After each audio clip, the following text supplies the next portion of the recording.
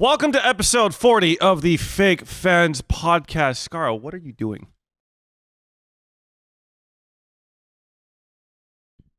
This wasn't scripted, by the way. Just enjoying my iced matcha latte with oat milk.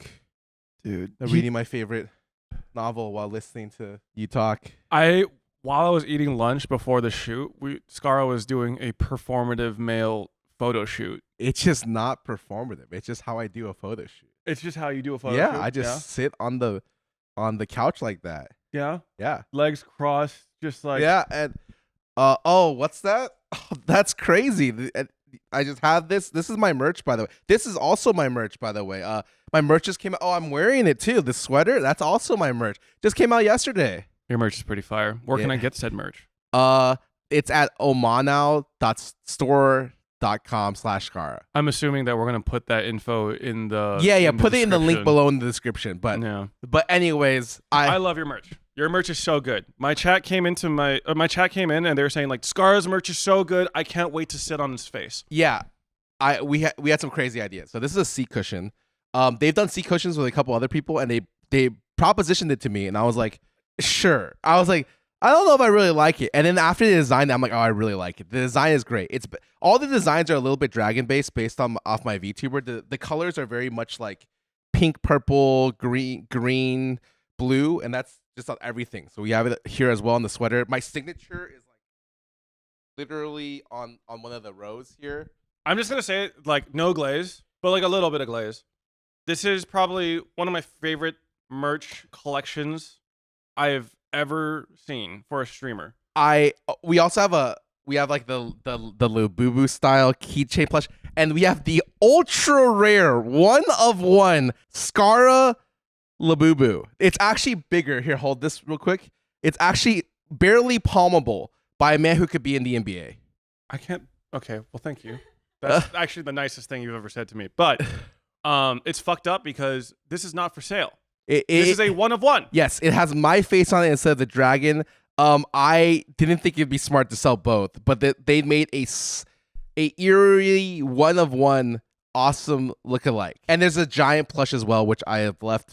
It's behind me over there, a gigantic one. But it's a very small merch drop. But I've been working with them for like 6 months or so. And I'm excited. Like they've done a great job. No, I like seriously, genuinely.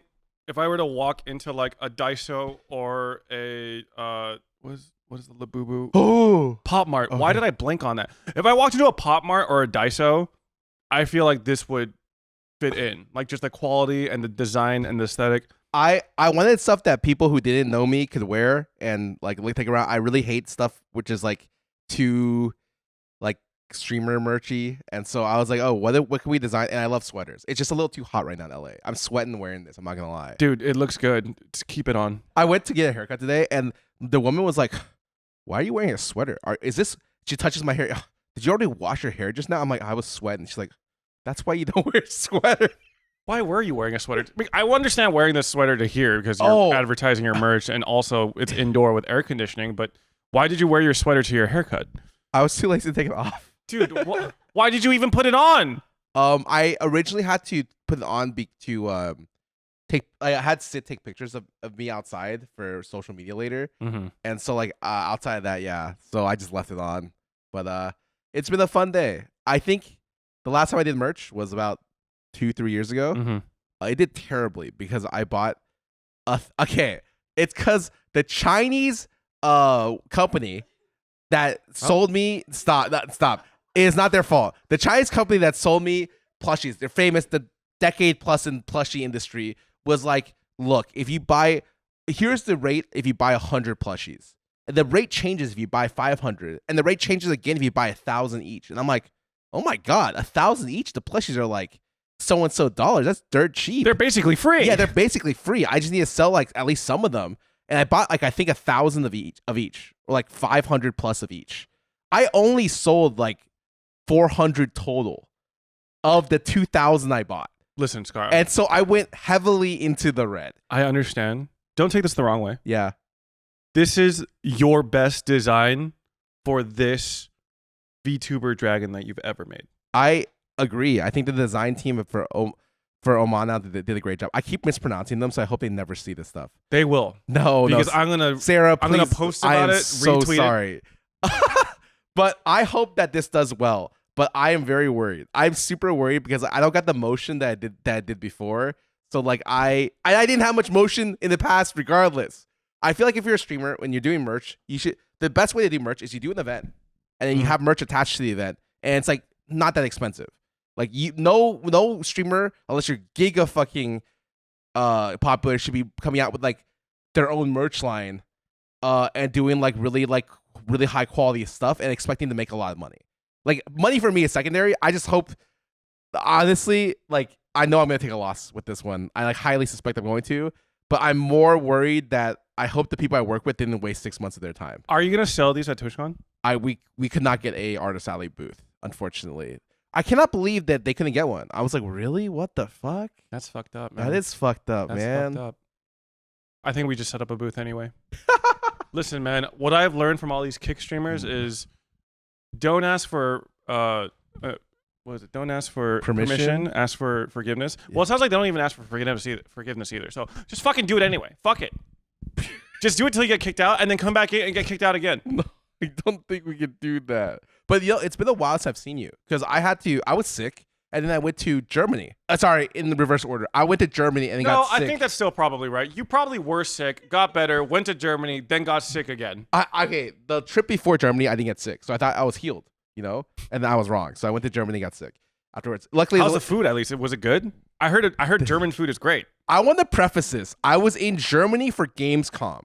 Okay, Gamescom is the largest gaming convention, one of the largest in the world, and it definitely is the largest in Germany. I didn't really leave the convention much, so most of my food was convention like truck food. I did go to a couple restaurants near the area and near my hotel. Obviously, not the best of the best. And I went to a Bauhaus, which is like a bar. It's like a tavern, like a German tavern. Okay, and it was awesome. Okay. But the food I had there was some of the worst I've had in my life. What is the best thing you ate there? Oh God. Listen, man. Oh. The only thing that you told me. It probably was a donor. Even I had a donor here and there. It was legitimately good. Like they did. I feel like that country does like meat well, and then carbs well, and then that's like I don't know what else their specialties are. I had schnitzel, not veal, but I think pork schnitzel. I had some Asian food just to see how good it was. It wasn't the worst food I've ever seen in my life. Did you take photos of it? I was so astounded about how bad the Asian food there. Let me paint you a picture. Okay, I am not Japanese, but I have eaten. I went to an Asian fusion restaurant and they had quite a wide variety of Asian food on the menu, and I was like, okay, what can they not mess up? And oyakadon seems pretty normal. So from my understanding, oyakadon is chicken, egg, rice. That's like the basic, maybe some extras on top. Yeah, like maybe like a sauce. Yeah. Okay, so that's what I expected. I got a bowl, and immediately it's just you just see lettuce, like a bed of lettuce with grilled chicken on it, and I'm already like, well, this is strange. And I start looking at the ingredients next to my chicken. The next to the chicken, there are snow peas, there's kimchi, and at that point, I'm already like, I don't know if I can. And then there's, I think, mangoes. And I am already like, maybe they just do the oyakon different. Like, they're trying to, like, mix it up. I kind of, okay, I can fuck with this. I digged under the bed of rice, or the bed of a lettuce, and there was some rice underneath. So I'm like, okay, they hit the rice quota. And I'm keep digging, looking for the egg. And I'm like, okay, well, maybe oyakadons don't need to have egg. No, what the fuck? Yes, they do. That's the whole point. It's mother and child, like chicken and egg. Okay, go ahead. So that was my oyakadon in Germany, and let me tell you, it was I think I ordered something and they gave me the wrong item on the menu, because I think that's maybe more likely. But that was the worst part of all this is like the meal just didn't come together. Like I feel like all like bowl dishes should come together as one. Like they say in Shokugeki. Like the dawn is like it all comes together kind of deal. That's paraphrased. They do say that, I promise you. But that was pretty awful. Okay. And then a top 3 meal, I will say the McDonald's curry, okay, mango curry snack wrap. Mango curry snack wrap. So it was savory. And a little sweet. Okay. Was hit. It was like a top 3 meal. But like aside from like the donor, I had like a risotto, a pesto risotto the first night. That was really good. So no ethnically German foods were in your top 3 foods of Germany. I had schnitzel, and I feel like when I think of German food, I feel like they do their bread really well. I feel like they do carbs, meat, and and beer. then beer. Like that's what they would be famous for. I had their beer. It was pretty decent actually. Aren't sausages supposed to be really good in Germany? Yes, I think their currywurst and their curry are really famous. I had a little bit of currywurst, but nothing from like an official place, so it's hard to judge. I see. I think their donor that I had at like an unofficial food truck was like, okay, this is pretty good. But yeah, I had their schnitzel at a real, like I went to a real like Bauhaus and got schnitzel there. Every time I've had schnitzel, I think this is twice. The second time I've been to Germany, it just felt like where's katsu. Dude, okay. I mean this in like I'm not an elitist when it comes to food, but it just feels like what did you just say? I think I can be a foodie, but I can eat like I don't always eat like the top tier food all the time. If that makes sense. Like I like one of my favorite meals is In-N-Out, and then like I'm all over the spectrum on what I think I love, what all this stuff, and I'm like, okay, well, I just think the way they make schnitzel, it's like very thinly breaded katsu, but there's not much flavor. Like it's just the flavor of the meat, and then it's fried, but there's no other flavor attached to that. There's no strong flavor of seasoning. Yes. And so like it's like you can add your own, of course. They give you some sauces at the table. But I also feel like it should be like katsu is also famous for bringing out like their own kind of flavor from the ingredients. I think Japanese cuisine, sorry. And the natural ingredients in Japan or the way they made katsu just felt infinitely better in both texture, in flavor, and in taste. So I guess maybe the last are the same thing. I was not impressed. If it makes you feel any better, when I went on that nightmarish 2-week cruise ship trip with Jody and friends for her birthday, one of our stops was in Germany as well. We did stop at a Bauhaus as well, and I did have schnitzel. I don't know how to explain it as anything other than mid. Like it was fine. It was a solid 5.5 out of 10. It really is what you describe, or it doesn't really naturally have a lot of strong flavor on its own. They provided lemon to like pour over it. Yep, and it was I was like, it tastes like pork and lemon. Or no, I think we had the veal. It just tasted like meat with lemon, and then like someone told me they're like, oh, the veal one is way better, and I'm like, I very much doubt that if I got veal, my opinion would change that much. I thought it was okay. It might just be like a preference thing. It probably is just a preference thing, and the Germans in the comment are gonna just tell us we're just a bunch of unsophisticated American swine. I just feel like I can't do a food tour in a country where 50 to 60% of my food was from the con. So I am not gonna make like blazing comments about like or wide comments about the German food scene. I have expectations going into Germany. A lot of people in my house said they did not like the food there originally, and that I would not enjoy the experience much because I tend to travel for food. While that experience what they said matched my personal experience this time, but I also went to like a smaller city, and I didn't really eat much like when I go on my way to eat great food. I will say the most surprising thing is Gamescom is a bottom 3 convention of all time for me. Oh, really? And I think it's better if you're in the business or an influencer because you're just there to do business. The way Gamescom works is it's like E3 was before. How it works is you show up, and the weekend, I think plus Thursday, Friday, are open to the public. But the days before, the 1 to 2 days before, are open to for like influencers, business people to see the stuff early. And like it is nothing but a line convention. And those are the worst conventions I think I've ever been a part of. My bottom 3 conventions right now of all time are Gamescom, BlizzCon, TwitchCon. Is TwitchCon the worst? In no particular order. Okay. They're all pretty bad. I think it's like the way I rate cons are you go there with in your and you love the subject matter, and or you go there and you don't know anything about it. Would you have a good time? I went to a couple cons this year. Let me show you one that I think was really good. Open Sauce. You go to Open Sauce, you know nothing about Open Sauce. You don't even know why they called it Open Sauce because the name is fucking stupid and they can't market it at all. They market it as an adult science fair. People think that people are going nude there. Anyways, I go to open sauce and I don't know what's going on. So I walk around and people are like, yo, come over here. You ever wanted beer in your mouth? I'm like, yeah, sure, why not? The guy just goes over. Here's a machine that I built that shoots beer in the mouth. Here's the montage video. He shows me the montage video. He's at like a frat party shooting beer in people's mouths. It's just like slides of it. And I'm like, that's kind of funny. He's like, you want to try it? I'm like, sure. I'm standing there and I just get shot into me. And it was cool. Mm-hmm. He missed. And so it went all over my face. And he didn't have any paper towels, but that was cool. And no way to. You are not selling this con for me at all. No. Okay, I want to say though, the end of the story is really awesome.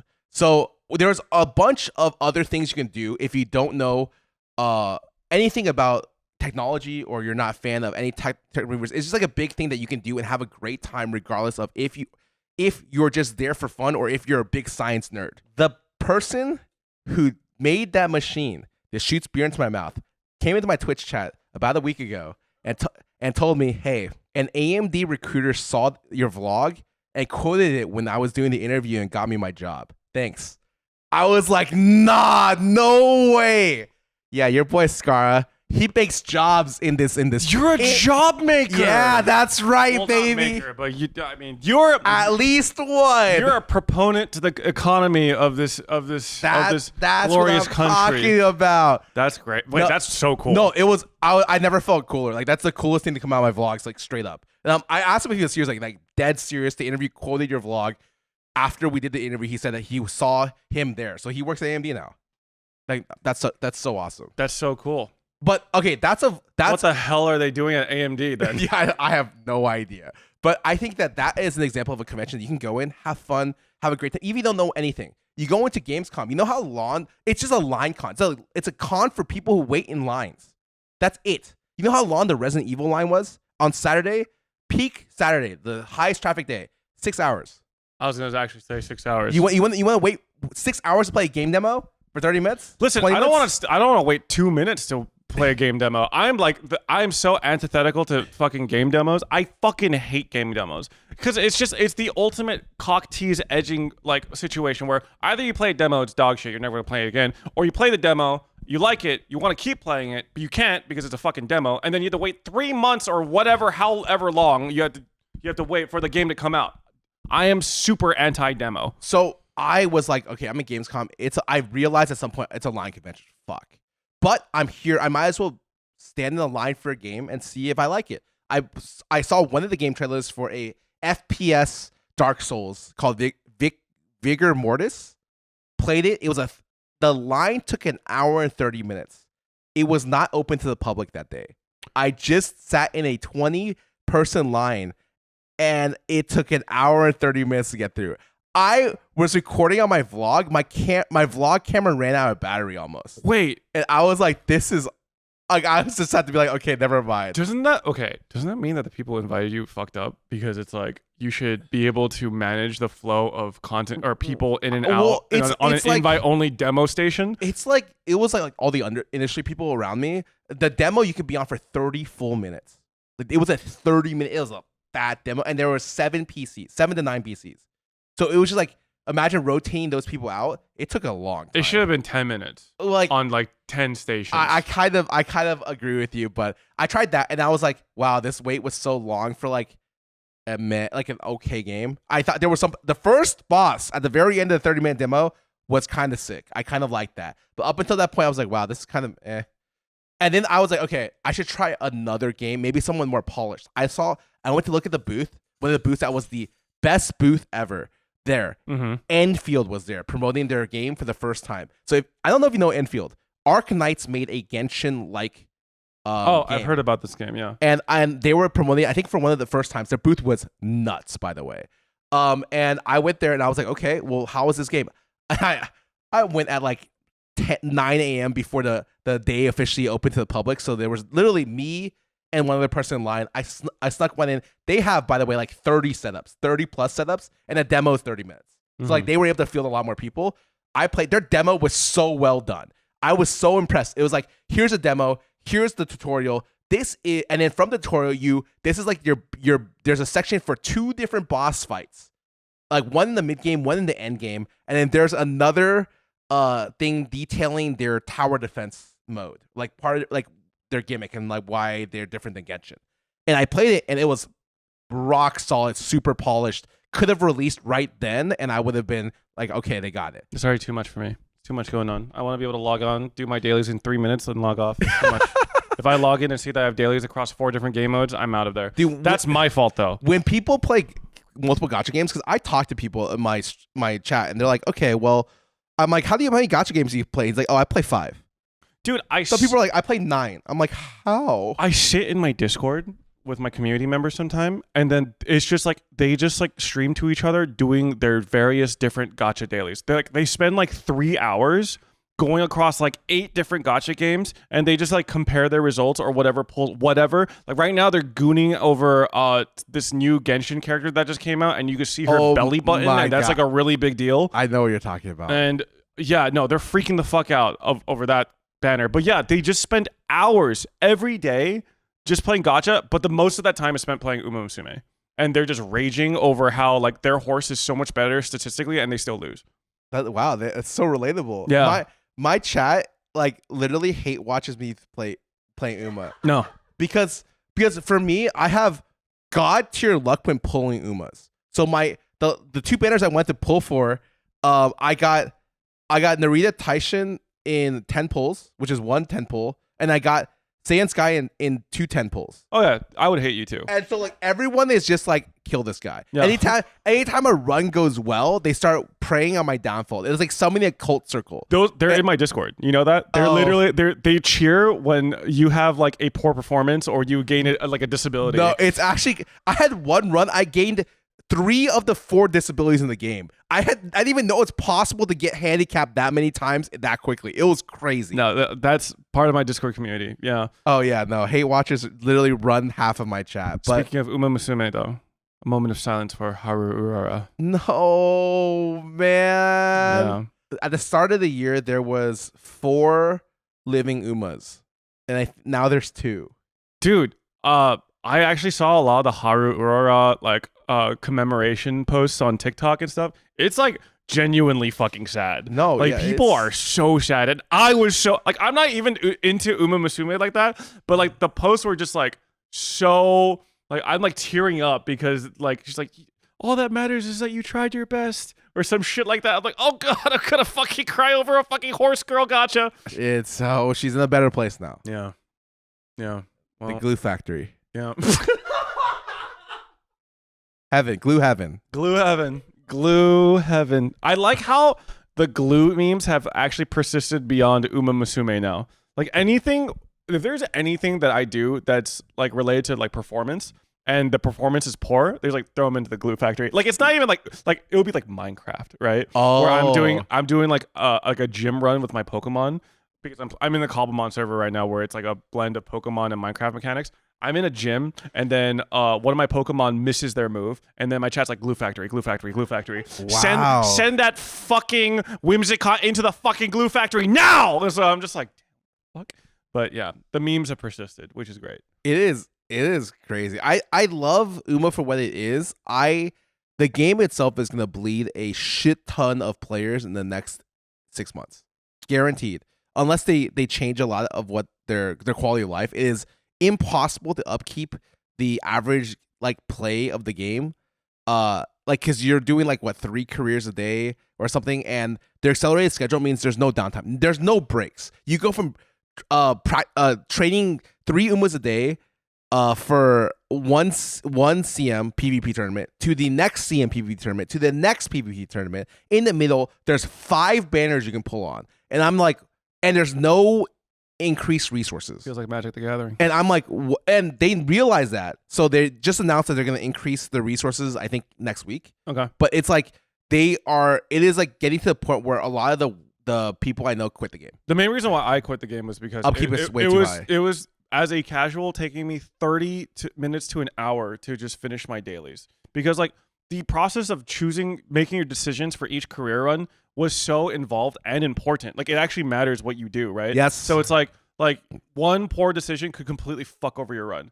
So it's pretty bad. I think that if there was a way where if you've already completed a run, that it could kind of like based off of your previous decisions, like make decisions for you, like auto run your career, even like at the detriment, like you'll overall have like a worse run. In Japan, they have that. In Japan, they have everything. Like they literally. So the Japanese players like call the global server like hell. Oh, sorry. I thought it was gonna be like a clever name, but it's just fucking hell. It's not bro. hell. They call it like it's like a barbaric server. It's like it's a hardcore, like prehistoric server. They call it hardcore. Okay. And so like we're essentially playing hardcore Uma because we don't have any of the quality of life stuff that they do, and they have like so much quality of life. It's crazy. They do all of their dailies in like one button press. Their runs you can run for them.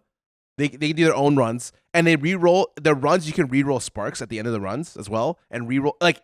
And it is just nuts. Like you just add sparks for some events as well, and so they are like living in the year 3000. I think it feels especially bad when these global players know what's available and they just don't have it. Because I don't think people would complain as much if like we were all on the same level playing field. But like knowing that Japan has the Giga Uber server and we don't is kind of I think the worst thing is that everything is so optimized for Uma, it's really bad. There is no illusion of like new stuff that no one else has touched before. You're playing a game that is 4 years old. It is perfectly optimized. All the Uma creators are ex-Japanese, ex-players from Korea or Taiwan, and they know the schedule for the next 9 years until the games combine, which they're expected to combine in 9 years. And they have perfectly mapped out, min-maxed every single banner to pull on. Every single tournament is exact same order. So like I think that is actually such a turnoff. No, that's a huge turnoff for me. Yeah. I like the mystery of not knowing what's upcoming. Yes, You know what I mean? I think that like having no one knows where Genshin's gonna go. Sometimes they have great events. Sometimes like it's a miss. But like that's cool. It's all new. Yes, it's all new. Whereas this is like I can't wait 9 years for new stuff. We're just the little brother getting our older brother's fucking hand-me-downs, right? And sometimes that's okay. Like for me, I took Poki's hand-me-downs, 2 of her monitors. That's all chill. But like, you know, I thought you were talking about Musume. No. When are you gonna hand me down stuff, bro? You want this C-Cush? Fuck yeah, I want this seat cushion. Hell yeah, I'll take this shit. No, I'm actually gonna buy my own. But guys, please buy Scarra's merch. But yeah, I think like it really does take a lot of like the excitement out of Uma Musume when you just straight up fucking know what's coming up. Yeah, I definitely feel like for 9 years. Yeah. I'm not gonna be playing. I mean, I'm already not playing, but I don't think most people will be playing Uma Musume for 9 years. I kind of want to do it just to say that I can, not for any positive reason. Do you think you'll have children within those 9 years? If I do, they'll be running my dailies. Like I want like my kid to be pressing team trials race results for me because I do not want to be doing that shit myself. Have you seen a TikTok where there's this guy has a kid and now he's doing all the things that his parents did to him. He's like returning eternal trauma that he experienced onto his kid. He's like making fun of it. It's like having his kid like do stuff for him, like pick up the remote when he can clearly get it, and he's just like it's like a circle of trauma for him. Is your kid's first words going to be Seiun Sky? Silence Suzuka. Rest in peace. But yeah, I fucking crazy. And I could actually imagine wait, for the bit, you should actually make a TikTok. If TikTok is still a thing by then. I mean, it probably will be a thing by then, but like just make a TikTok of your kid like with like his or her little baby hand like pressing the like start career button on your phone. That'd be incredible. That'd be so good. Can't wait. Wait, so we haven't talked in 2 weeks. I went to Germany. What happened to you? I went to Minecraft. No, literally, I've been playing so much. Abe started a Cobblemon server, which is the modded, legally distinct, probably not Pokemon server in Minecraft, and I've just been no-lifing the shit out of it. I think I streamed. I have over 110 to 120 hours on the server in the last 2 weeks. Like, bro's probably a full-time job. No, actually, it's actually disgusting how much time I spent on that server. I have built my own house for the first time, because generally when I play a Minecraft server, I just put a hole in the ground and just put all my stuff there, and that's it. But this time I was like, okay, I'm actually gonna attempt to make a house this time, and I went full modern LA mansion. Like, I tried to go for like the 20 million mansion in the cliffs type house, and dude, honestly, it looks pretty good. It's like 3 stories. I've got an aquarium. 3 stories. I've got an indoor aquarium. I've got an outdoor sakura tree garden, forest trail. I've got I have a gacha store built in next door that has 2 levels. I have a gacha store, a functioning gacha store with different tiers of gacha. Okay, I really went fucking all out for my first build ever. I also monetized my front pond. I have like ponds in the front of my house. Like koi fish? Well, there's like fish, like Minecraft fish. Okay. And the thing is, you could actually name these fish. And that's the only way that you can get the fish to not despawn, because if you leave the server for too long in an area, the fish will actually just despawn. So are they your sub names? They're my sub names. Oh my. Yes, right. God. And I can't keep up with demand either, baby. I'm behind. I gotta find more fish, because in the Cobblemon, fish only spawn in very specific areas, because in like the ocean they have water Pokemon instead. Okay. So there are mansions that have like basements, and in the basements sometimes they'll have like mini fish tanks that you could steal fish from, like regular Minecraft fish. So whenever I raid a mansion for loot, I look for those fish tanks, and then that's where I monetize, baby. Hell yeah. But so I was traveling overseas and experiencing Germany to its fullest, and you were experiencing Pokemon. yeah, Sorry. you were eating mid schnitzel, Cobblemon. and I was hatching a Max IV Arceus. Which is, by the way, the most insane luck ever. The only person on the server that I think is more lucky than I am would be Jody, who she hatched from fossils like 4 legendary Pokemon, and not just like 4 legendary Pokemon. They're like, it was like Calyrex, and so there's like a fusion Pokemon in Pokemon, and they're legendaries. Calyrex is the rider, and there's 2 horses that he can ride on. One is called Glastrier and one's Spectrier. One's an ice horse and the other one's a dark, like ghost or dark horse. Okay. Something like that. So she hatched 2 Calyrexes, and I think she hatched one of the horses and was given the other horse. But basically she hatched a 1 in 1,000 something hundred chance of getting the same legendary Pokemon and its mount. And also those are Max IV, so they have the best stats, and in competitive Pokemon, they are one of the best Pokemon in competitive Pokemon. Like, they are championship winners before they were, like, I think banned from tourney play. So she has just like the most insane godlike luck. But way below her in second place, I would say that me hatching a Max IV Arceus is up there. I also got a shiny card and used it on the Arceus. So I have a Max IV shiny Arceus. What is a shiny card? It just turns any Pokemon to a shiny Pokemon. Oh, okay, that's cool. It's a pretty rare item. Okay, yeah. I would expect. Yeah. So wait, I will say though, I don't know what's happened to my relationship with traveling. I think recently though, this is a big tangent. No, that's fine. I was traveling in Minecraft. I went almost 150,000 blocks south just trying to find a new mansion to raid for more loot for my gacha. Dude, I think I have my relationship with travel is fucked up. I was scrolling through TikTok, and I had one come up that I was like, oh, that might be similar to what I'm doing. It's like someone who always gets sick on travel or like right after travel, and they talk about how like, well, this person is really over like works a lot. And then traveling is like their body's only time where they can kind of relax. For me, the best part of traveling sometimes is like waking up late or like staying in the hotel for a while. Like, I don't do those schedules where I wake up at like 8 a.m. to go to Disneyland or whatever. I'll do that one day. Like, a lot of my best times outside of is just being in another country and sleeping in. Dude, I actually fully relate to this feeling so much, to the point that, you know, for the Battlefield 4 sponsor, or not 4, sorry, Battlefield 6, like the most recent one. Battlefield, the most recent Battlefield, did an in-person LA sponsor where they flew in like 200 creators to play the game on their reveal day. Okay. I was given the option to take a hotel, even though I live in LA. I accepted this option. And, because I was thinking like, oh, because we had to arrive on site really early and I wanted to avoid LA traffic as much as possible. And the hotel was much closer to the venue than I was. So I was like, okay, I could avoid traffic by like an hour if I just take the hotel. I did that. There were days where we were done shooting early by like 3 or 4 p.m. And I had the whole rest of the day to go home, like actual home, and just like stream whatever, be productive. Nah, dude, I took the bus back to my hotel, just sat rotted in my hotel bed, ordered room service and watched TV, and then fell asleep at 9 p.m. and woke up at like 11 a.m.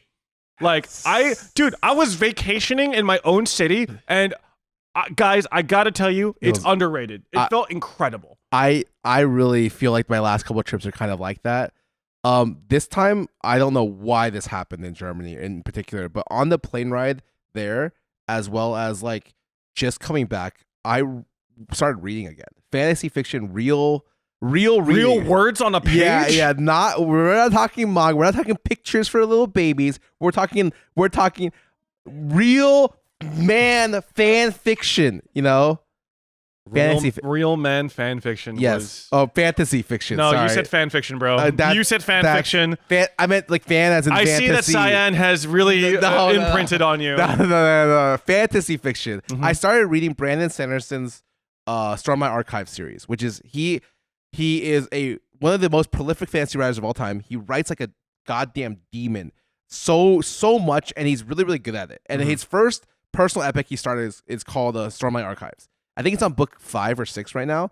I only read the first book, have read the first book before, and I'm rereading the first book. I read the whole first book, and I read most of the second book by the time I left Germany. I was spending a lot of the time there just reading, and I loved it. I had a great time. And the book is fucking awesome. And I'm like, wow, this is why I started reading fantasy fiction first. Why did I drop this for 5 years? Who knows? But I'm now done with 2 of the books, and I read 2 books in 2 weeks. The second book I think is going to be his best. I don't know if he can top his second book. I think his best second book is peak. I'm just going to say it. And I forgot how many people read this series. I tweeted I was reading Storm My Archives. I've never seen so many people be like, I fucking love this series. God damn, I love this series. Yeah, Bridge 4. Yeah, it's the fucking best. I'm like, holy shit, people love this dude. He is like the modern day like guy. He's him when it comes to fantasy fiction. Yeah, I feel similarly that where if I'm ever traveling by plane, that is when I do my most reading. If there's like a few months in a row where I'm traveling to different places, I read so many books, and it's a really good. It feels good for you. You know what I mean? When you eat your vegetables, is refreshed. Yeah, you're like, ooh, wait, like these veggies kind of hidden. But you know how like you need life, like parts of your life to be well balanced. Like you need boring parts in your daily life to be well balanced, to balance out the awesome parts of the rest of your life. Like you need the boringness. So I need my shitty ass isekais to balance out the awesome, incredible stories that I can get in fantasy fiction. You know, you could read more than one book per like 10,000 shitty isekais. I have free will. I have free will, and I'm using it. Okay. Hey, honestly, I'm not really even one to judge, because on my most recent flight to Washington, all I did was reread Silver Spoon show instead of reading the book. And that's not even that good. Okay. You're rage baiting. I almost fell for it. I almost fucking fell for it. But yeah, I you know how when you tweeted out about Storm My Archives and everyone had a really positive response? Yes. I remember like when I put out an Instagram story post about Red Rising, reading that. Yeah. Similar regard. Like people were just like, "Oh, dude, I fucking love Red Rising. That's such a good series. I'm glad you're reading it." It's really interesting because it feels like everyone who lightly touches like fantasy fiction all read the same stuff. Yeah. So they all start the same couple beginner stuff. They read like Name of the Wind, they read like Mistborn, they read like Red Rising, and they're like, "Yo, have you read this?" And the answer is always yes. And it's like, damn, okay, everyone kind of reads, like, this is the intro stuff, you know? It's just encouraging to me that people still read. Yeah, no, it is. Because, like, I've been told that, like, schooling is fucked. We've talked about it before, but, like, education, like, people read a lot less. Name an institution in America that isn't... Okay, we don't have to get into that, but, like, right now, we are in a very, I think, depressing period. I think, at least. And it's really nice to have entertaining distractions. Yes. every day my TikTok is like, have you seen the prices of apartments in Vietnam? And I'm like, no, I have not. Please tell me more. Well, the prices in Vietnam, you can get by with $500 to live in this awesome place. And the food, you'd be hard pressed to spend $20 a day. And I'm just like, oh shit, really? Really? I keep seeing those for like all the Asian countries. I'm like, that does sound like a good deal. And every day it sounds like a little bit of a better deal. And then I see another TikTok as well, like, hey, so we had 2 school shootings today. I'm like, yep, that's our reality. Dude, it's like, get me the fuck out. Get me the fuck out. I will always say it does suck that we all couldn't make that Japan trip happen. I feel like we're never going to have a period of time where all our friends are free and able to make a group trip to another country for an extended period of time. But you know what? It is what it is. Well, I mean, when our country descends into civil war, like maybe like we'll actually be forced to. So did you hear what happened to Nepal? Dude, yeah. They had a fucking revolution, right? I saw a video of the prime minister, I think, being helicoptered out on a rope. Like they were clinging, they're fastened to a rope and they were literally airlifted out. So the funniest thing about that situation, there's 2 funny things. The funniest thing is there is a vlogger who was traveling there to the British guy, right? Yes, he was traveling there to find peace. It's his second time in Nepal. He turned into the #1 like journalist on the ground, and his YouTube video hit 16 million views in 2 days. It was ridiculous. Like he became the journalist, and it's like he's such a chill dude, and he's like recording it perfectly. He has 4K quality on his whatever he's using out there, and it's like what you'd imagine you'd want an on the grounds journalist to be. And it's really crazy to see like social media have this kind of result where one man can become the de facto journalist. He will be in the history books, and alongside him will be the other funny thing, the fact that they voted for their new prime minister on Discord. They took everyone got into a Discord channel, which by the way, apparently their restrictions are like you have 1 million+ people on the channel now. And they voted for their highest presidential figure, and it passed. And she is now I think she just got put in as the de facto prime minister. I am not sure exactly the terminology. I apologize if this is a little bit off, but like I'm just seeing this, and I'm like, holy shit! They have to put Discord vote with anime profile pictures in their history books. Guys, the world is just like deeply unserious. And during the entire revolution, there's all the young kids were having pictures of One Piece, like Luffy flags all over the place. The history books have to have One Piece in them because they were such a big part. Like I don't know about such a big part, but they were very, very big. Hey, dude, there's a lot of power in youth. Like straight up, there's so much power in the youth, man. So that's really encouraging.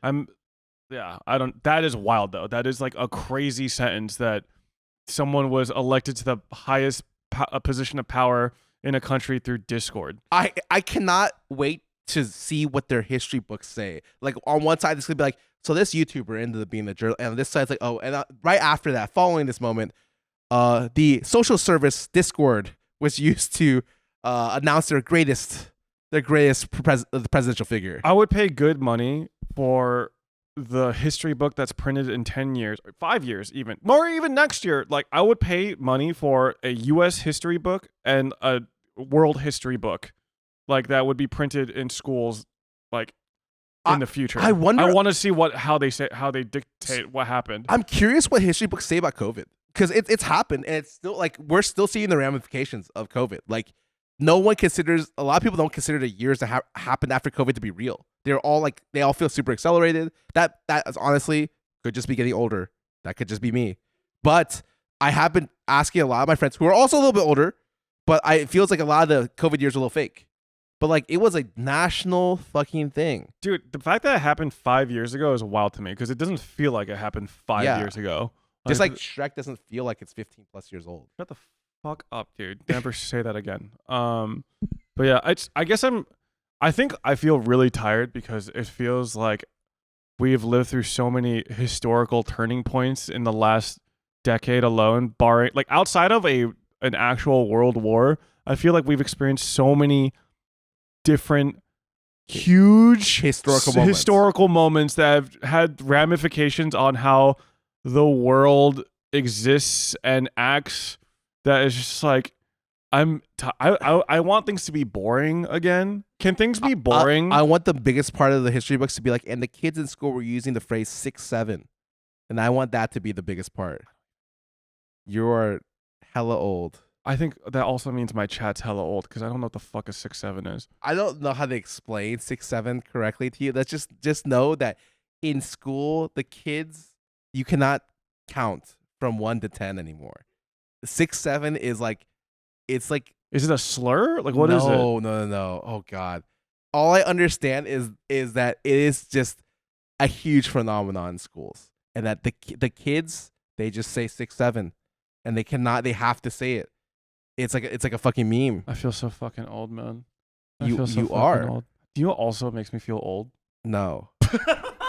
I was thinking of like all these things that I could say, and eventually I was just like, listen, no. I feel like Clint Eastwood in the movie Gran Torino when he just wants these fucking kids to stay off his goddamn lawn, because I watched a video from the Anime Men. I know where this is going. Oh my God.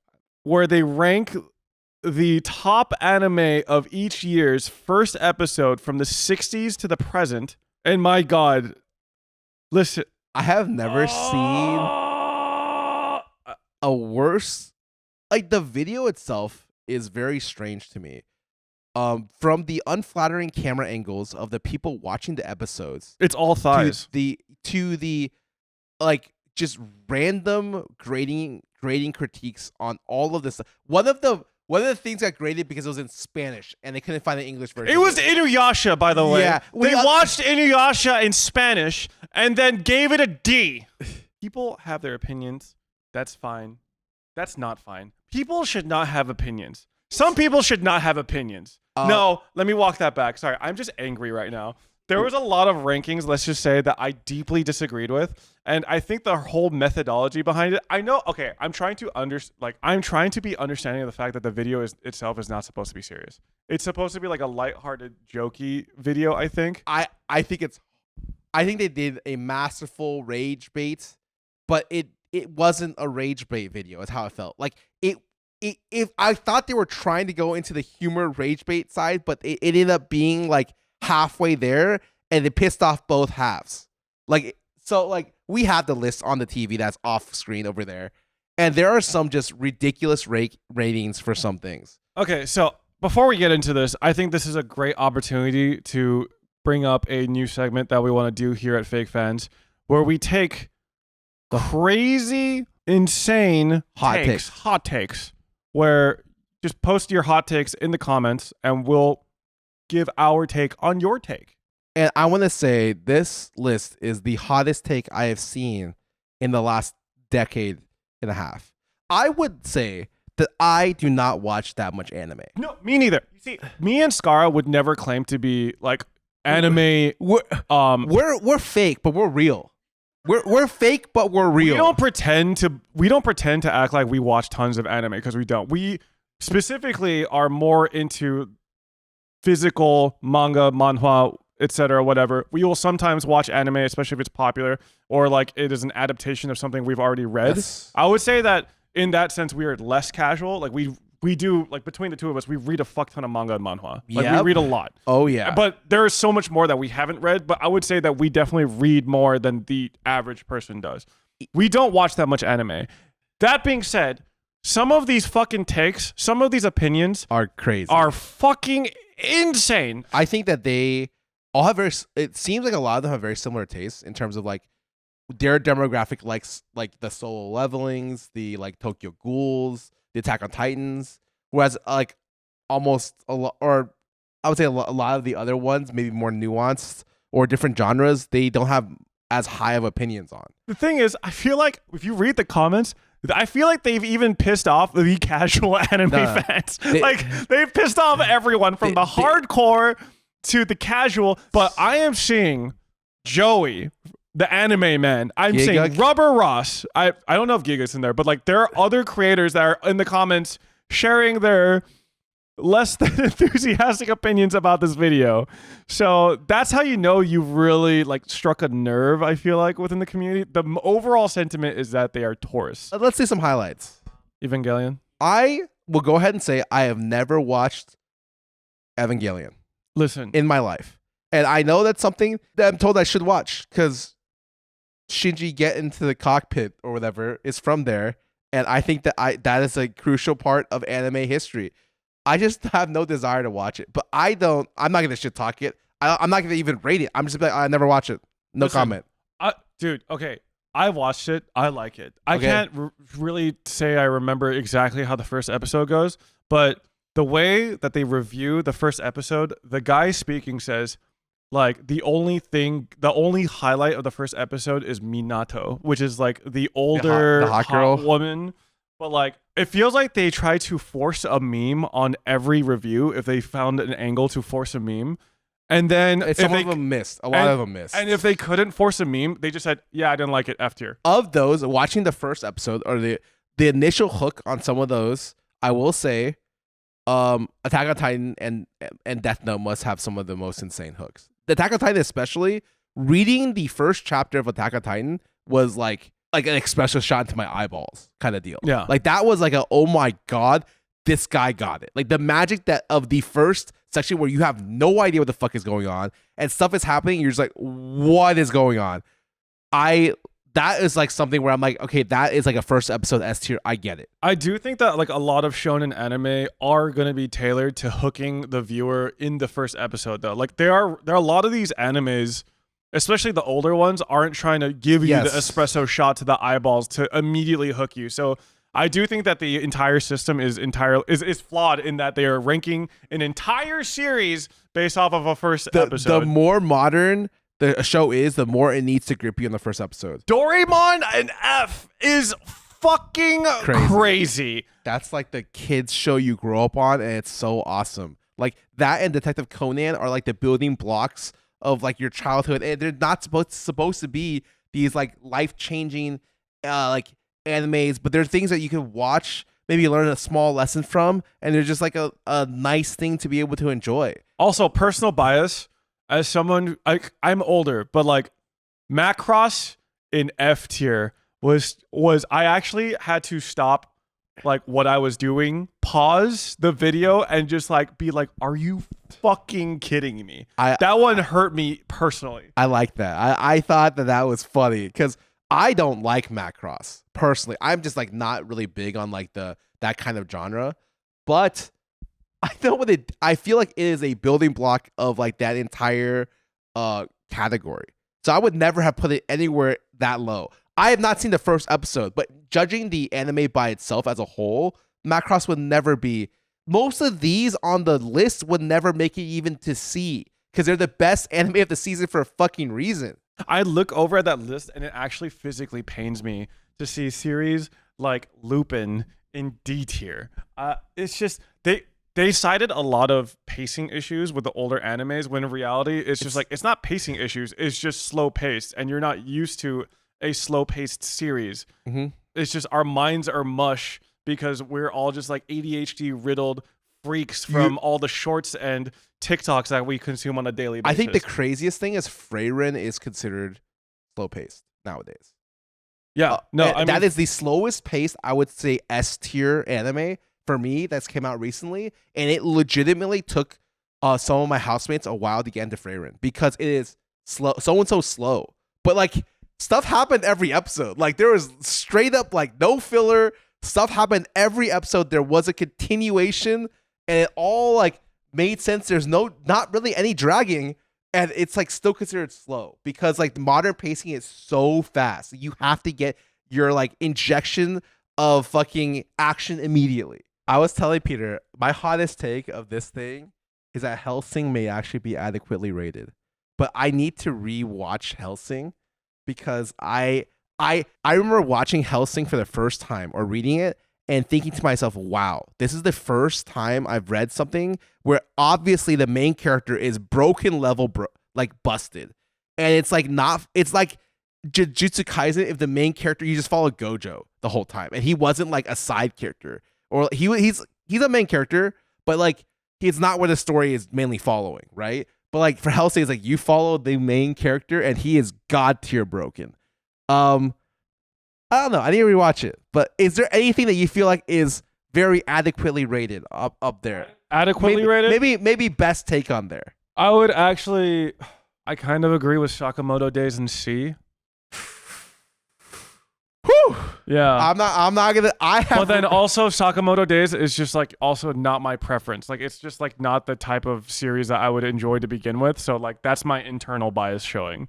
Yeah, I would need to rewatch Hellsing beforehand. I think of the things I have seen recently, I agree with Ranma being in B tier. Like I actually think I'm surprised they put it that high considering like their trend of rating.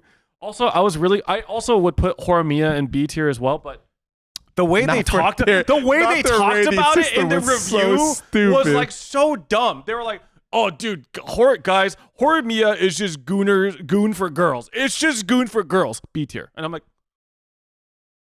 okay, it ended at a reasonable spot, but how it got there is like, oh, dude, I think the most rage bait comment they said, other than the Dragon Ball, like, why does Goku have a tail? That was a good one. I thought when I heard that, I was like, they're rage baiting for sure. I've never seen a comment that I'm like, that's the 100 comments right there. Yeah. Like that's crazy. The other rage bait though was Katzen Tsubasa being a generic ripoff of Blue Lock. I didn't hear that. That is so good. Like I could not think of something that is like so well, like a sentence that's so well structured to get the maximum amount of engagement. Dude, honestly, if their goal was maximum engagement through rage bait or like rage comments, that's two bangers. They fucking hit it. That's two bangers. They fucking nailed it. Like you nailed it when you have other big creators commenting on your video, like lambasting you. Like, but yeah, I mean, I'm gonna bring it down a bit. I just need to remember this is just meant to be a humorous. This is meant to be a humorous video. It just did not hit the mark for me. That's fine. But please tell us your hot takes later in the comments. We will pick something every time we do the podcast and go ahead and rip it off. Yeah, if you want to see me like this every week for like 15 minutes, we want to hear your best and worst anime hot takes. I'm so enraged. I'm just like merging words together constantly. But yeah, anime hot takes. Please post yours below in the comments. Once again, I wouldn't like me and Scarra are not the biggest anime enthusiasts. I wish there was like a word for just anime and manga as like a thing combined. Is there a word for it? Not really, right? They're like pretty distinctly separated when discussed, right? I would say that we like the genre as a whole, but like if we had to say what we are more into, we're definitely more into manga and manhwa over anime. But like we still enjoy anime and we still like have a lot of respect for anime. And I grew up watching. Like my mom would go to like a VHS store, like a rental store, and we would rent Dragon Ball, Lupin, Conan, Crayon Shin-chan, and randomly Trigun for some fucking reason. I just remember that, and then also we bought a VHS copy of Macross. So like I have a lot of fond memories of these older animes, and to see these fucking youngins shitting all over my childhood, brother. Sorry. I'm not gonna lie. I held my breath when they were rating in Yu Yu Hakusho. For me, that is like the GOAT. One of the GOATs. The GOAT. Of like arena. How do you call them? Like it's like they're like tournament arc. Like shonen tournament arc. Like just I think there was like a huge amount of tournament arc anime slash manga at the time, and Yu Yu Hakusho clearly made its way out of that as like the peak of all of that. It's so good. So good.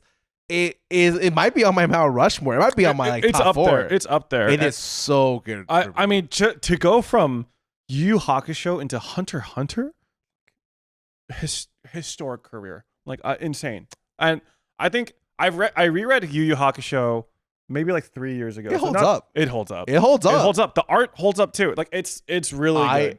I remember going to my Chinese community center and they had a library and they rented out Yu Yu Hakusho like manga. I would hope to God they had new ones so I could read them. And because some of them were translated and the ones that weren't, I had to just like pretend to know what they said. I was like, oh my God, look at the pictures. I couldn't fucking read. Dude. And another thing I wanted to bring up from the League of Legends scene, no less, is the best top laner in the LTA, which is the competitive League of Legends circuit, had just made a wild take about how women cannot be professional gamers because they have periods and become moody.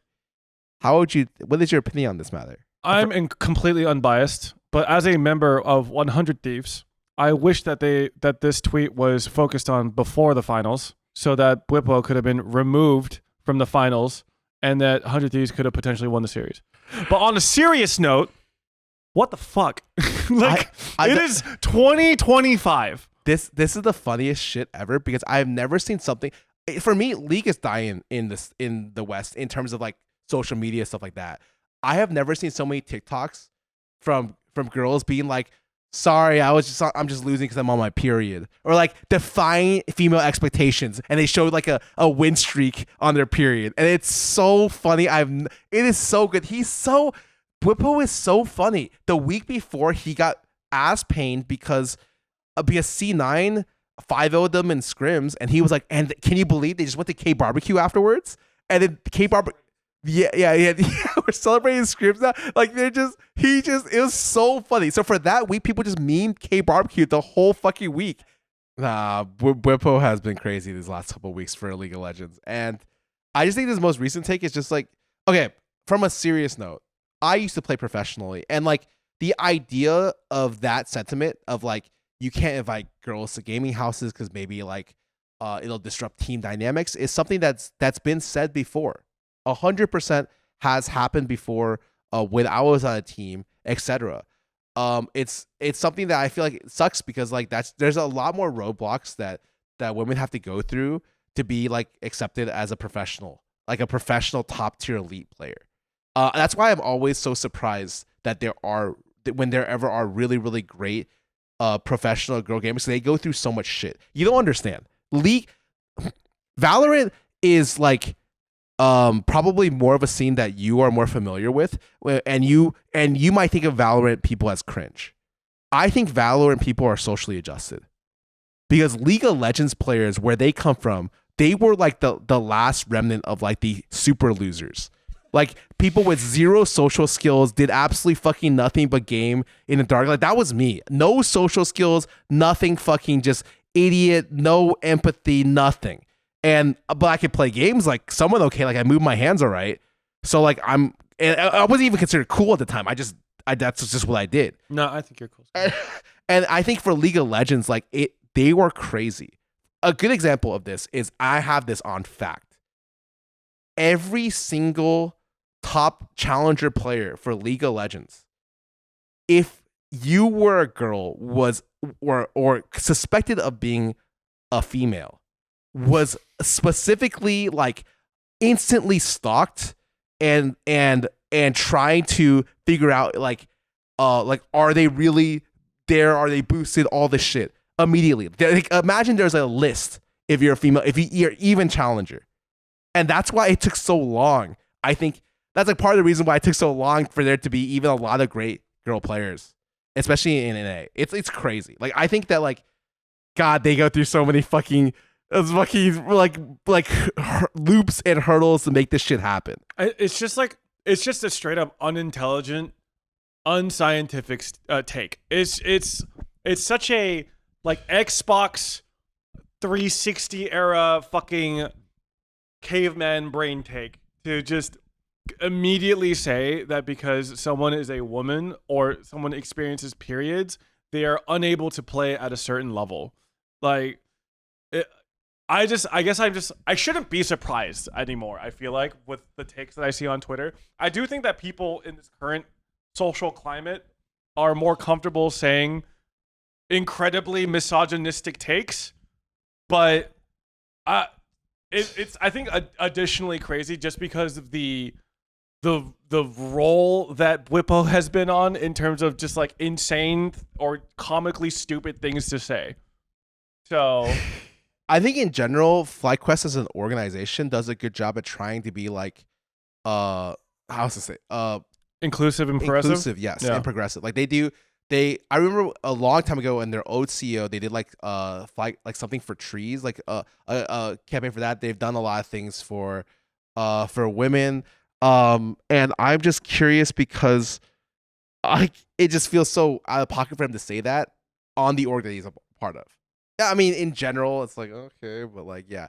The craziest thing is like you'll see some remarks by some pro players being like, yeah, he said that and it was bad, but like, and then whatever they say afterwards, I'm just like, oh God, how did they salvage this? They cannot. They just say some random bullshit like, but yeah, maybe this is an opinion that a lot of people share. And I'm just like, okay. I just see the comments be like, wow, that's a crazy. You sure you wanted to tweet this? Are there people who like publicly agreed with him? No, but they're like I saw a tweet from like creators. All you need to know is that it's just like obviously this is an opinion that is actually more widespread than just Whippo.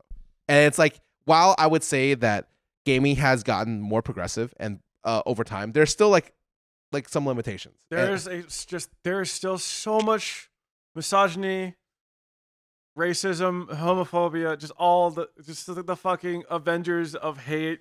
Yeah. Like in like competitive gaming spaces. But I have used this Whippo thing for my benefit whenever I'm trying to get to talk to Emily Wang recently, because I'm always like, oh, I'm sorry you couldn't be my LP. It's just because you weren't meant to be a professional player, so it's not a big deal.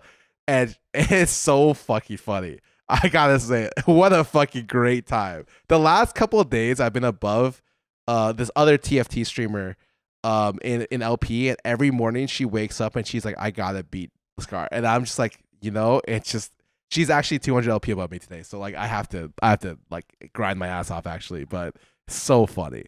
The punishment, the org came out and was like, look, Bwipo is not playing in playoffs where he's done, but like for one series, but like and then any prize money he wins gets put toward I think some charity to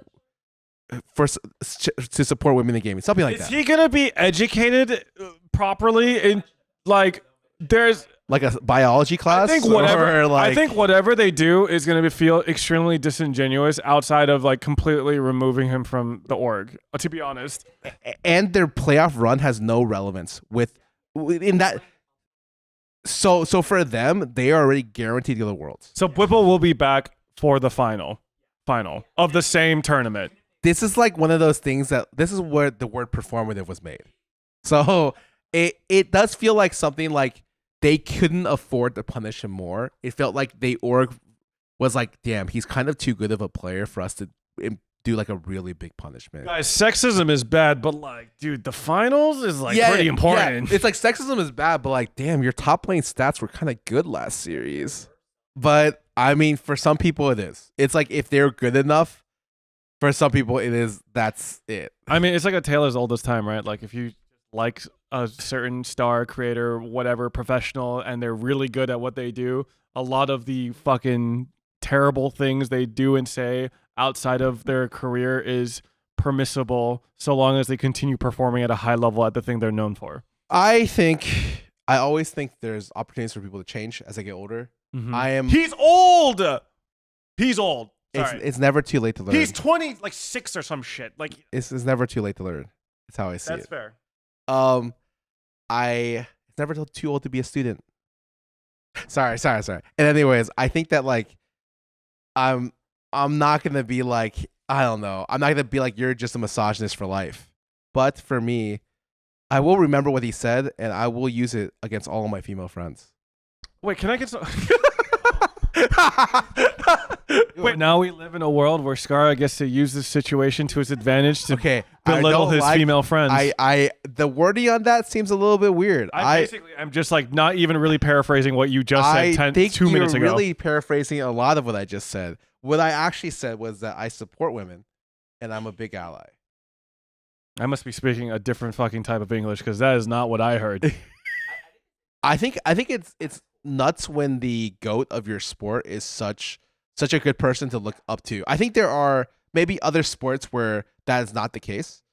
Maybe the example that comes to my mind is maybe Tiger Woods, where like he was undisputedly, I think, the best golfer of all time. For like his run was stupidly good, but then obviously he's done a lot of really bad things outside of his career. Yeah, so like that definitely is like, damn, like that's awful. But like everything that has come out from about Faker. Maybe his PR team is just mad good. I'm starting to think that he's a machine, like he's a clanker. No, Guys. he actually he's not a real he human. feels like he is a machine. The best part about Faker for me is that his in stream games he plays like the really like the games that are meant to make you rage. He just plays that for fun. He plays some of the hardest games ever in between queue just for fun. Like he plays I Want to Be the Bashi, which is like one of the indie games.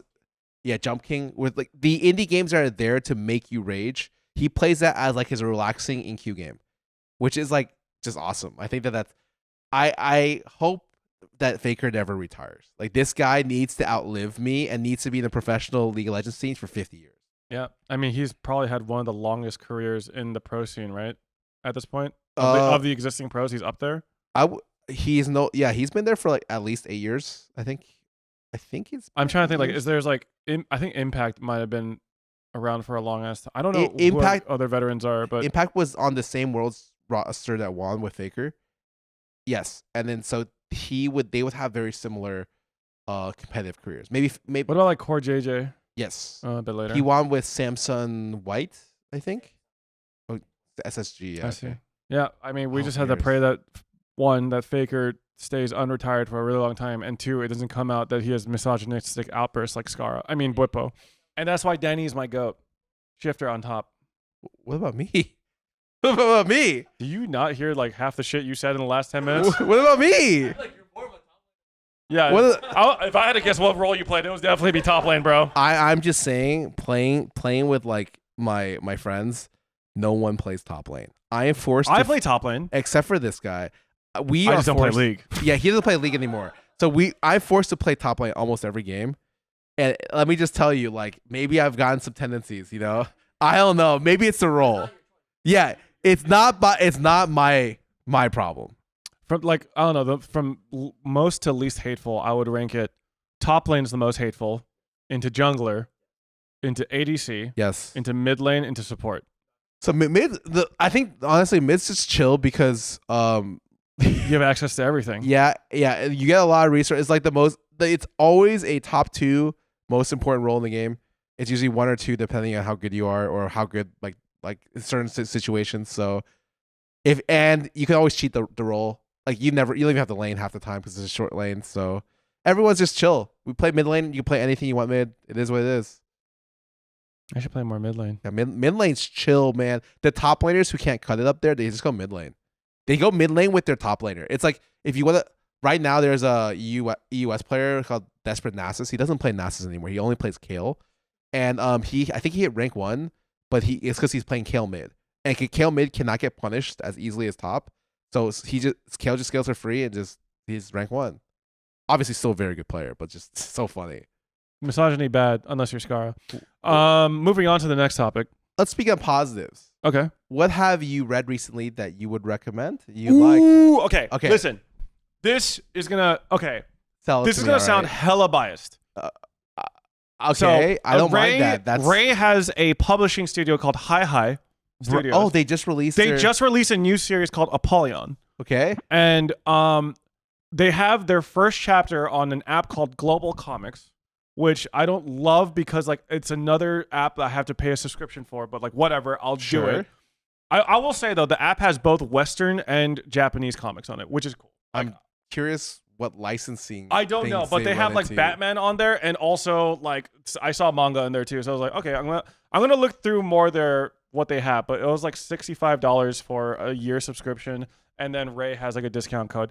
Okay, listen, this totally sounds like I'm fucking... yeah, keep going. Not sponsored. Okay, I'm just saying, as someone that pays for multiple manga, manhwa, comic subscriptions, it's just another one of those. At least they don't do the Kodansha bullshit where you have to pay one chapter at a time. But that is terrible web novel bullshit. They do have the first chapter. I think the first half of it is like free to read, which is not great, but like it is what it is. I paid for it. I read it. It's pretty good. So basically the premise is non-magical dude in a magical world, essentially. Okay. There's a guy, he lives in a fantasy world. He's the son of a famed wizard, but he himself struggles to use magic.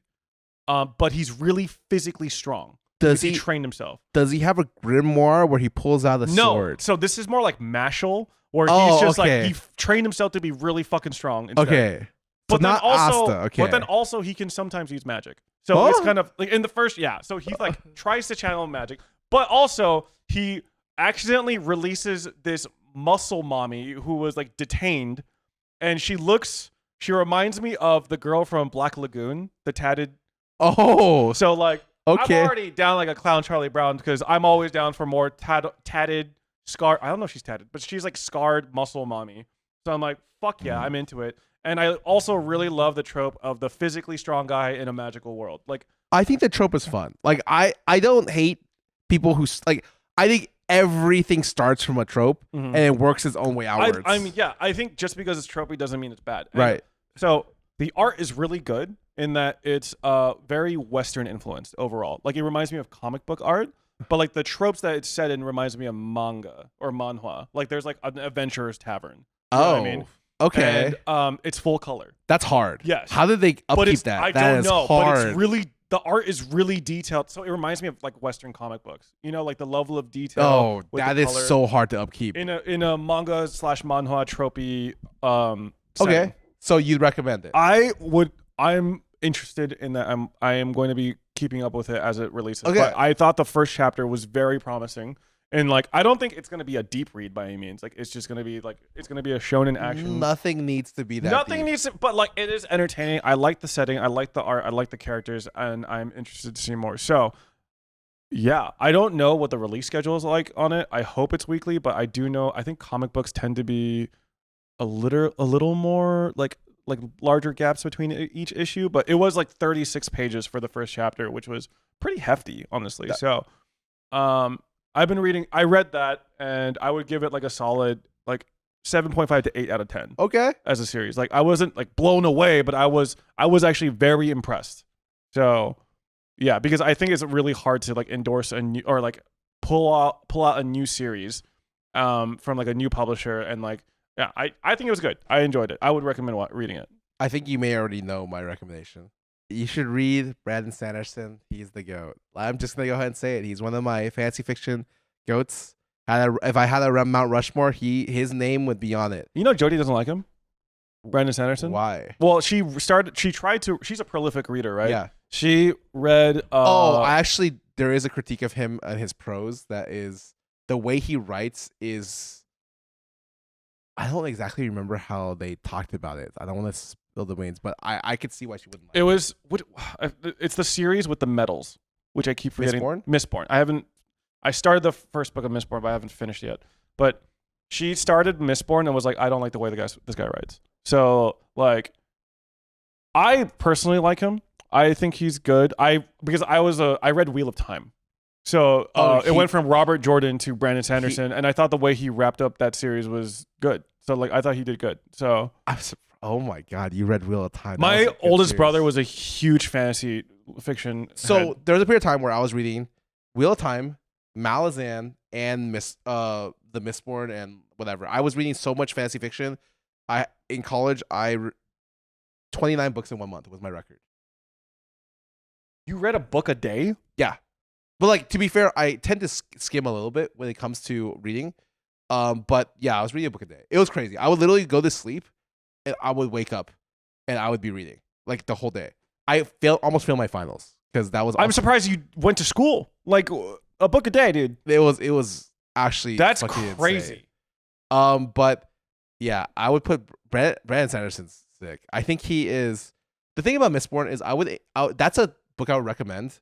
One of his earliest books. I feel like authors are typically their earliest works are not as refined as their later works. I think Brandon Sanderson refined his style more and more as he's writing currently now.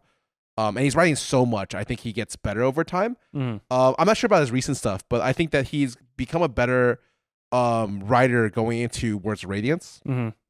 But Mistborn is if you don't read fantasy fiction and you want to get your friend into fantasy fiction, for anime, it's like, okay, you'd recommend Full Metal Alchemist Brotherhood. I think that is a clear like S tier 10 out of 10, maybe 9.5 out of 10 anime. I don't think Mistborn is nearly that level, but it is like a very fun read, and it's like it gets people into a fantasy world where the rules are completely different, but they can still relate to them. It has a unique magic system that people tend to bend different metals to do different things, and it has a cool world that he expands upon with further books. And I think that is a great place to start for fantasy fiction. For me, where he's at now, I think with Words of Radiance, it's a fun read. I would not say that he has the most sophisticated prose, and I don't think it's supposed to be that way. It's supposed to be like approachable. He is definitely more approachable and to the point with his writing, and I think that sometimes I wish that he would be more, slightly more roundabout, or a little bit more subtle in how he writes. It's funny because like I have two favorite authors between, okay, I have Wandering In. As a web novel series. I read the first 4 books of. I have not gotten back, and it's currently on book 7 or some shit like that because the author cannot stop writing like 30,000 pages a week. But their writing style is so elongated. It's flowery. It drags, but it feels like it's like a fun read in how much comes out. Whereas I think that Store My Archives, and especially Words of Radiance, is like... Wait, sorry.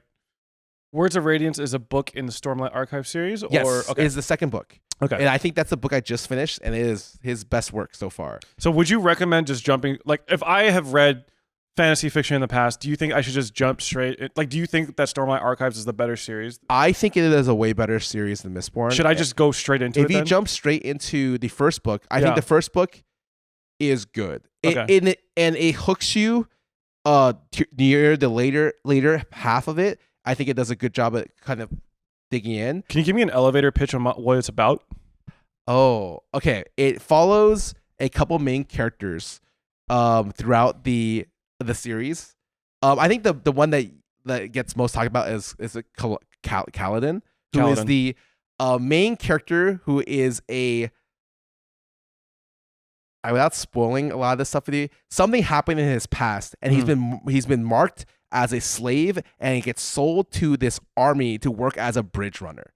Okay. Bridge runners are the worst position in the army. It's essentially like throwaway trash slaves that run bridges to place across caverns so your real soldiers can come and run across them.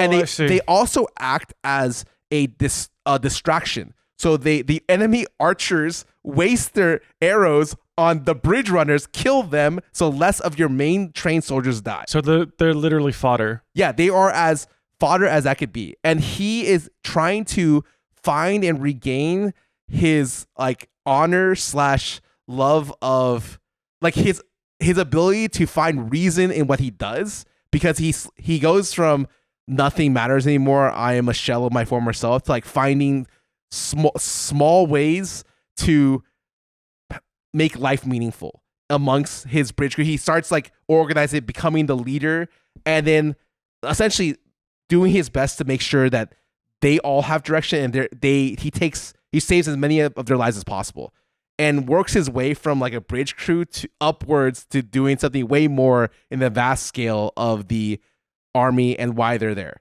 Okay. The army is there because a long time ago, these people the problem is I have the same problem where I don't remember specifically the names of the tribes. It's the Alethi Kingdom versus, it's not the Parshendi. They're called oh my god.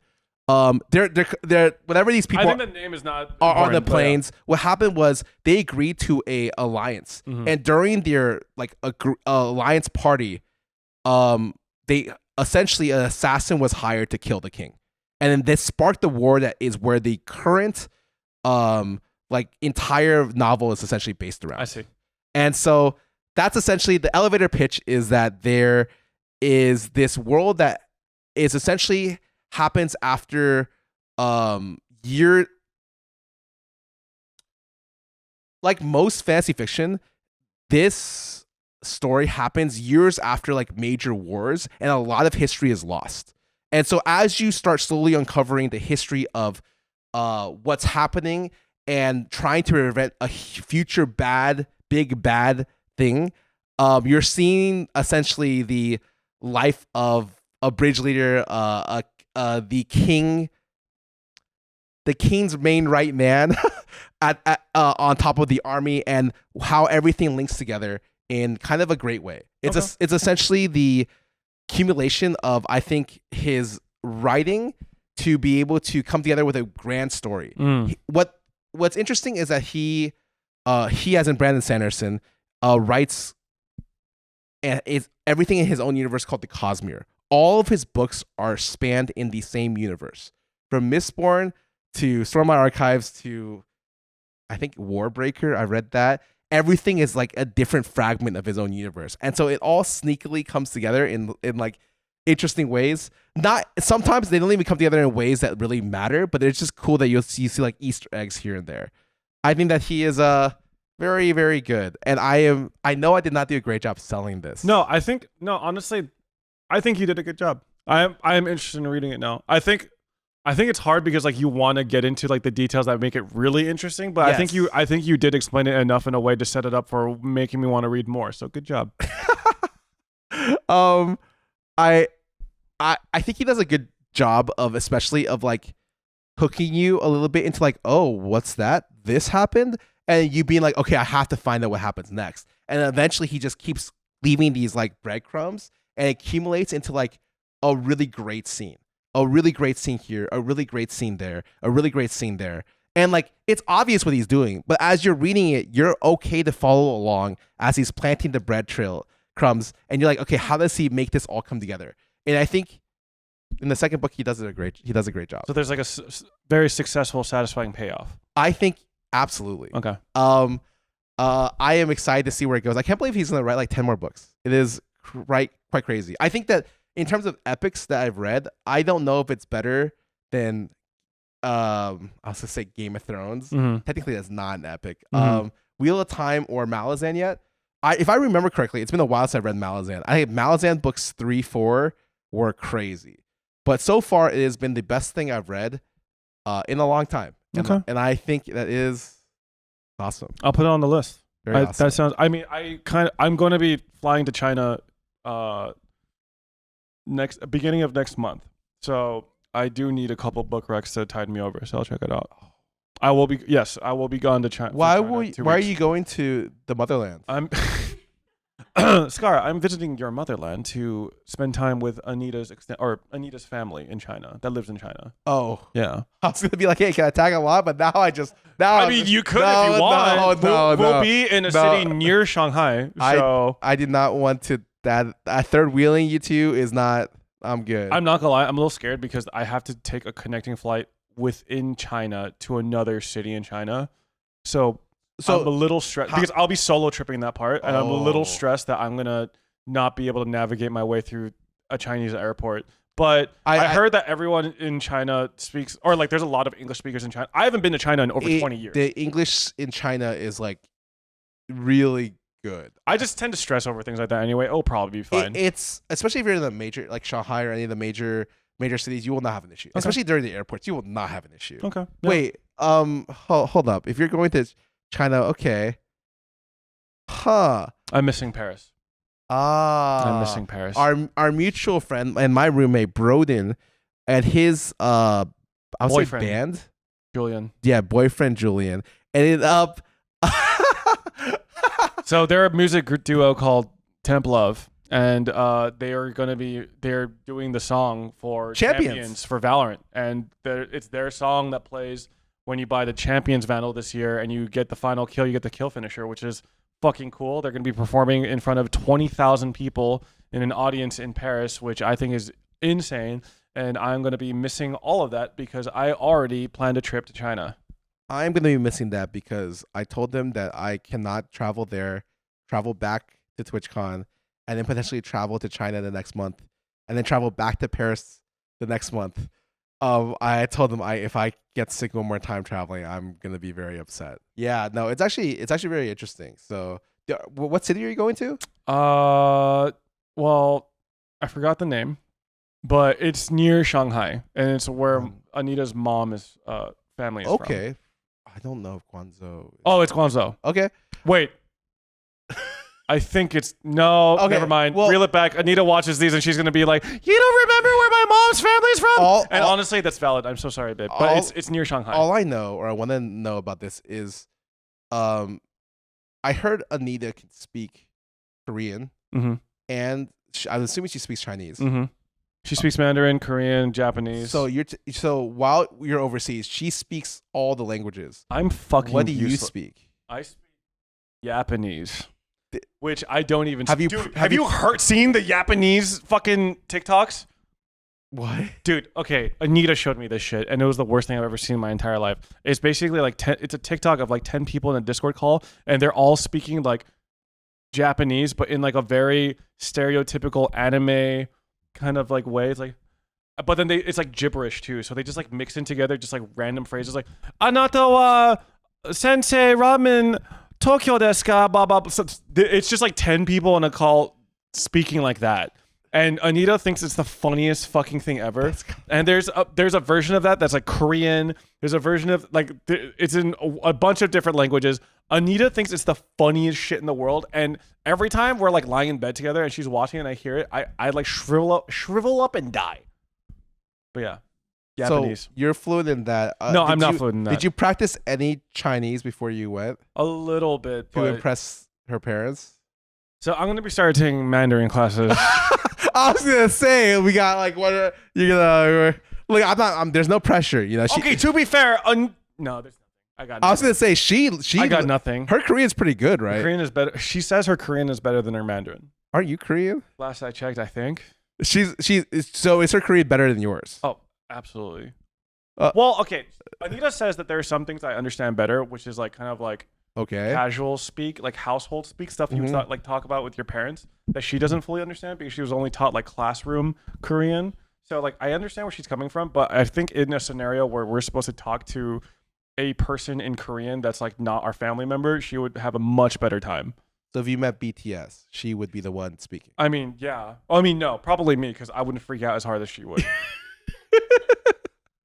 Like she would, like I would be nervous, but she would be like melting inside. Like she wouldn't be able to handle the pressure. I can handle the pressure. You can handle the pressure? Yeah, I was only a little shell shocked when I met ATs. Dude, it's funny that between me and her, I've met way more K-pop people in person. Yeah, she gets mad at that, right? She does get mad at that. Where you will go somewhere, she doesn't go with you because she's busy, and then all of a sudden you're like meeting this She random could have met person. Les Seraphim. Yep. Well, she couldn't have met ATs because ATs is that was a shoot. But like I saw Jiu from Twice. Like yeah, I've been blessed. I just need to meet IU now, and then like that's a grail. That is the holy grail. Hey, on my grail is also Boa. Boa is on my Mount Rushmore of K-pop stars. I don't know who that is. She's like way older school. I don't think you're just a tourist. I am. I'm kind of a tourist. I'm not gonna lie. I mean, I'm a tourist too. Does IU still make music? She does, but like she has like so many other side projects, like shows. Yeah, she's in like literal TV shows on Netflix. Anita and I watched the Tangerine one. So good, and I cried multiple times. So good.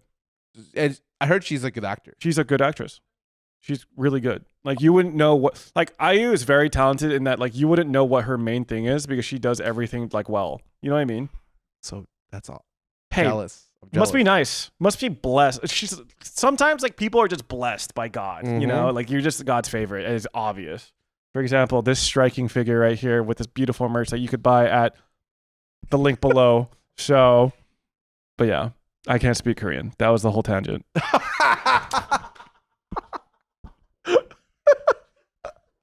Hey, at least now I know. Yeah, I do need to take Mandarin lessons, don't I? Well, no, I'm just curious because you're telling me I can't just go up to her grandmother and be like, "我的朋友很好." If you say that, I would cringe. You would fly to China. To beat my ass, beat your ass. That is crazy. And that's the only Chinese I've heard you say in the last decade. Listen, all I remember that is when I was like 15 and in high school and I visited China, I knocked over, like there was like street hawkers and like one had like toys out and I wasn't watching where I was walking, so I kicked one of the toys by accident. Not hard, but like enough to knock it over. And then obviously the salesman was really upset with me. I mixed up I don't know with sorry. So I was trying to say "对不起." Yeah, 对不起. 对不起. But I kept saying 听不懂, 听不懂, 听不懂. Oh. I kept saying 听不懂. So like, Oh. that That haunts me is- to this day, where like some American kid knocks over the shit like, I don't know. Like, that is. I'm really sorry. You definitely are not watching this podcast, but just know I'm really sorry, and I panicked in the moment, forgot how to say I'm sorry. That, honestly, ever since the Sid Japanese trip, I don't think anything could top what she did to the taxi. That's fucking funny. Yes, her not paying for a taxi, just saying it's okay and then leaving and having the taxi driver get out and run to the person at the hotel front desk and ask to get paid is got to be like a top like one moment of all time. Do you think that keeps Sid up at night sometimes? Like, do you think she'll be like laying in bed rotting on TikTok and then she just suddenly gets hit with the memory that like... No, it is legitimately her. She has said it's her worst travel experience of all time. Well, like most embarrassing travel experience. And I can't imagine being more embarrassed. Just being like, no. Can I get paid? No. It's okay. No. It's all right. No, please. I insist. No. Oh, shit. That's just one last thing for me, I guess. Unless did you have anything else you want? Go for it. What do you got? There's a series I've been watching recently. Alien Earth. Actually, I cannot believe you brought this up because I am stoked to be talking about this. Dude, Continue. I only watched the first 2 episodes. I've watched 1, 2, and 5 or 4. It was weird because I didn't join Sid. Sid Toast Broden, me watched the first 2 episodes, and then I think Sid watched 2 more, and then ended up watching the most recent one. The most recent one you don't even need. What episode is it? It's I think 5. 5. Okay. And it's so good. It is so. I have not watched a sci-fi series that I was like stoked to watch since like stuff like Battlestar Galactica, Stargate SG-1. All these. One of the things I regret is I didn't watch The Expanse. I heard it was the last great sci-fi show. But I'm like it's still available, right? Yes, I know. Like, I could still watch, but like it's different when you like watch it when the show is like going on and there's a lot of like discourse online and you could like after you watch You're part episode, of like an engaged community. yes, yeah. It's like so much better. It's like watching Game of Thrones while it happens was like a cultural thing. Like you had to be there kind of deal. And I think that like Alien Earth for me is like, wow, they did such a great job. It's a very good series. It's a series so good that it makes me wonder how many more movies that are out franchises that are out as movies could be better as TV shows. Do you know what I mean? Where like I feel like Alien Earth really benefits from having like an episodic format as opposed to just like a movie format. I was really worried because the script of a normal Aliens movie is exactly how Alien Earth started. Mm-hmm. Very, very light spoilers. Alien Earth starts where they're on a research vessel and then something goes wrong. Obviously the vessels they're researching are aliens, and then they get loose, kill most of the people on there, and because of that, the ship is forced to crash in the middle of a city, and that's how Alien Earth starts. How it happened at the very beginning is how I expect a normal Aliens movie to go. Something bad happens in space, aliens go free, they kill everyone. That's it. Or like maybe like at the very end something else happens. Mm-hmm. And I'm just like, I was like shocked it didn't go exactly that way. I was like, oh shit, they're actually building a real story. And I love that. I was like, thank God they're just using it as like a vehicle to start like the like what is on the line. I don't handle horror very well at all. Like I don't like jump scares. I don't like horror as a genre. Just hate it. But I'm the type of stupid where I am super interested in the lore of horror, or I want to know about it without watching it, which is why I'm just going to plug a YouTube channel I fucking love, and I've loved it for years. It's called Dead Meat. And what they do on Dead Meat is they will basically it first started as a kill count where they will just go through the length of a movie, describe what's happening, and count the kills as it goes along. But over the years, it evolved more into kind of like educational, behind the scenes interviews, just like the whole thing where they just really delve into what this movie is about and how it was made, which I really like because I think the lore of horror movies is really cool and really interesting, even if the movies themselves are like kind of mid, right? Because I think Alien as a series has had really high highs and really low lows. You know, like it's wildly inconsistent in quality. But then I was so intrigued with the lore that when Alien Earth was announced, I was like, oh, this is something that I'm gonna try and watch because I just think the lore of it is so cool.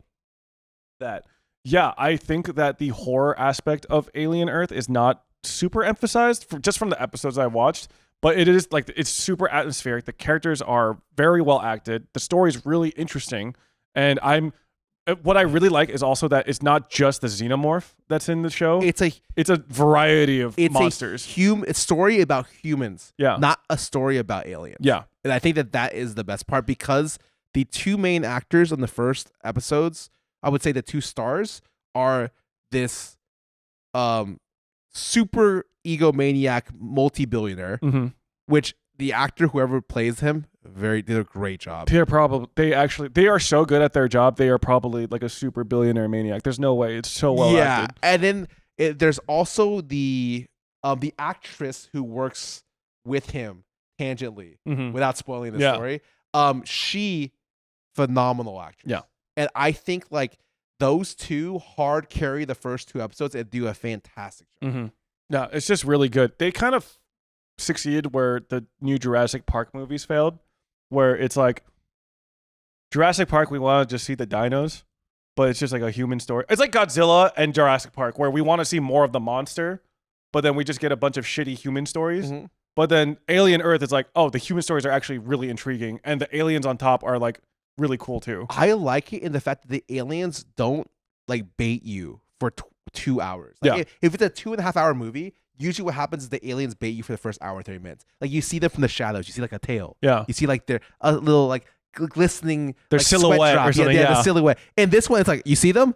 Oh shit, they exist. The next scene, you see them. Oh, they start killing people. Yeah. And I'm like, oh my, this may have one of the craziest like general kill scenes I've seen. An alien just murdering people, and it was sick. Yeah. And the thing about it is I really don't like body horror. And there's a lot of body horror. You can imagine a show about body snatchers having body horror. And there's a couple scenes I was like, ooh.